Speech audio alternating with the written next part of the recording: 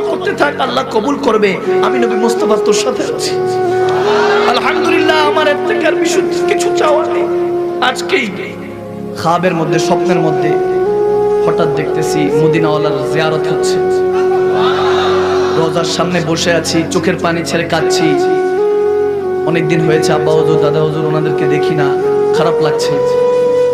কাঁদছিলাম, ইয়া রাসূলুল্লাহ বলে কাঁদছি। কসম করে বলছি, লা ইলাহা ইল্লাল্লাহ মুহাম্মাদুর রাসূলুল্লাহ, কালমার কসম করে বলছি, আমার রাসূল আরবি নালাইন পাকের কসম।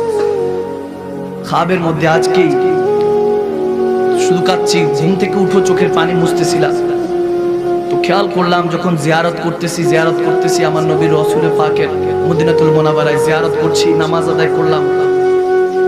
কি পড়ছি, কোন তেলাওয়াত করছি সেটার মাথায় মনে নেই, কিন্তু 2 রাকাত না 1 রাকাত, কয় রাকাত পড়েছি ওটাও খেয়াল নেই।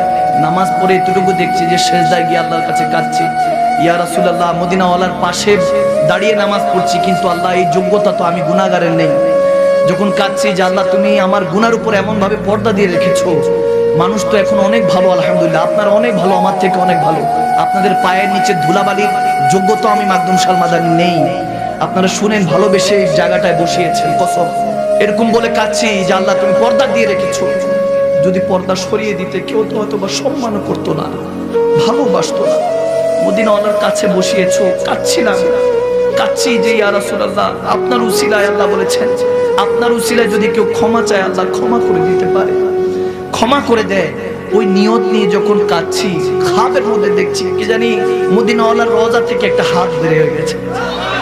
মনে হলো কেউ যেন একজন হাত বলতেছে, টেনশন করিস না, তওবাতুন নাসুহা, তওবাতুল ক্বাবলাল মাউত, মৃত্যুর আগে দরজা খোলা আছে, তওবা করতে থাক, আল্লাহ কবুল করবে।